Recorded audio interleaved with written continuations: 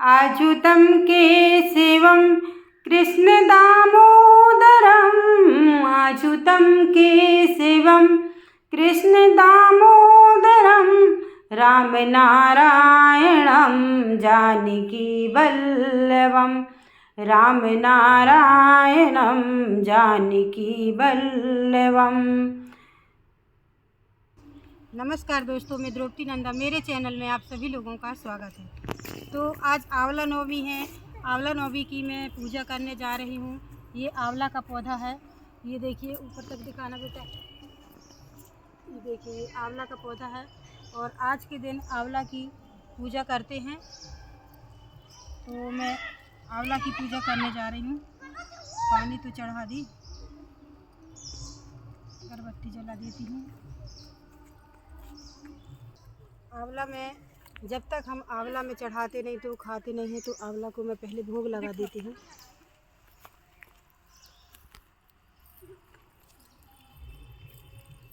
रागनी आ जा।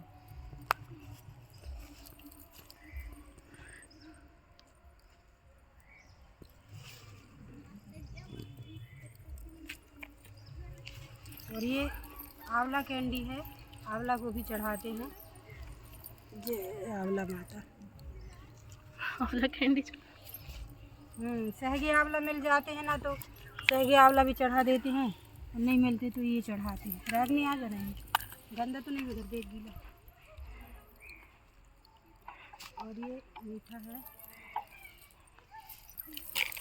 मैं अपनी दोनों बेटियों को लेकर आई हूँ, दोनों बेटियाँ भी पूजा करेंगी। और आज के दिन पूरे परिवार मिलकर भी पूजा करते हैं ना, तो शंकर भगवान, विष्णु भगवान, कृष्ण भगवान की सीधी पूजा होती है। तो इस प्रकार से सभी मिलकर के आंवला के वृक्ष के नीचे पूजा करनी चाहिए। किसी के घर में गमले रहते हैं तो वो गमले में भी कर लेते हैं, पर वृक्ष के नीचे पूजा करने का कुछ और ही महत्व रहता है। आज के दिन कृष्ण भगवान गोकुल से मथुरा आए थे, तो गोपियाँ यहाँ पर वृक्ष के नीचे इंतजार कर रही थी, और उसी दिन से यह वृक्ष का बहुत महत्व माना गया है। मैंने कथा पुराणों में कई बार सुना है कि आंवला की पूजा क्यों मनाई जाती है। तो आंवला की पूजा मनाने का भी एक बहुत ही महत्वपूर्ण रीज़न है, क्योंकि विष्णु भगवान और लक्ष्मी माता जंगल में भ्रमण कर रहे थे। तो भ्रमण करते करते उन्हें थकान महसूस हुई, तो वो आंवला के वृक्ष के नीचे बैठकर विश्राम किए थे और यहीं पर भोजन प्रसादी ग्रहण किए थे। तो उसी दिन से यह आंवला की पूजा मनाई जाती है कि क्यों ना हम जहाँ पर विष्णु भगवान और लक्ष्मी माता बैठकर भोजन किए हैं, उस वृक्ष के नीचे हम भी जा कर के भोजन ग्रहण करें, आंवला की पूजा करें। और ये जंगल में ये वृक्ष रहता है, इसकी जाकर हम पूजा करते हैं। घरों में कुछ लोग गमले में लगा लेते हैं, क्योंकि जो बाहर नहीं जा सकते गमले में भी पूजा कर सकते हैं।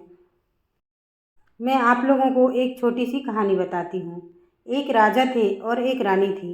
वो बहुत दानवीर थे। जब तक वो एक सोने का आंवला दान नहीं कर देते थे, तब तक वो भोजन ग्रहण नहीं करते थे। इस तरह से इनके 5 बेटे 5 बहुएँ थीं। तो बेटे ध्यान नहीं देते थे, परंतु बहुएँ तो ध्यान देती थीं।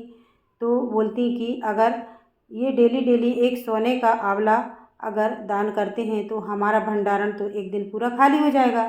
तो फिर 5 बहुएँ मिलकर योजना बनाई और अपनी योजना में वो सफल हो गई। धीरे धीरे वो फुसर फुसर करते करते अपनी योजना बनाती कि क्यों ना इनको घर से निकाला जाए।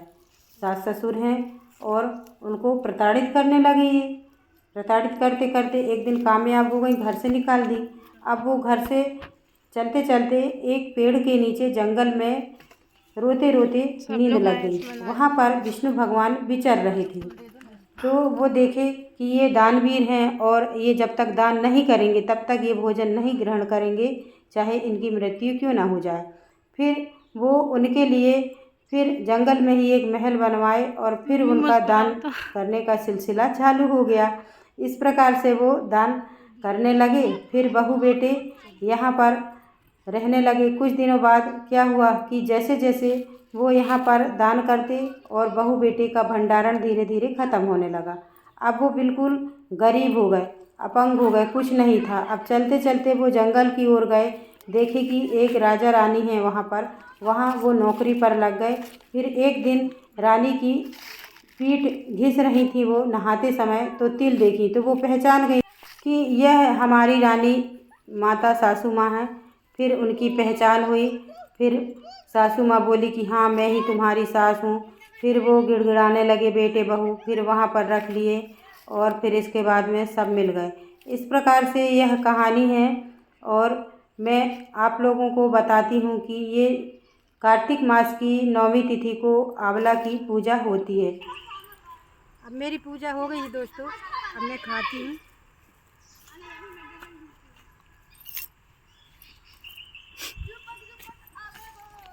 पूजा करने के बाद आंवला के नीचे ही खाकर जाना चाहिए। तो दोस्तों, मेरा वीडियो कैसा लगा? अगर मेरा वीडियो अच्छा लगा हो तो लाइक सब्सक्राइब ज़रूर कीजिएगा, अपने दोस्तों में भी साझा कीजिएगा और छोटी सी बेल आइकन रहती है उसे भी प्रेस कर दीजिएगा, ताकि आगे आने वाली वीडियो की नोटिफिकेशन आप लोगों को सबसे पहले मिले। चलते हैं दोस्तों अगले वीडियो के लिए। नमस्कार, धन्यवाद।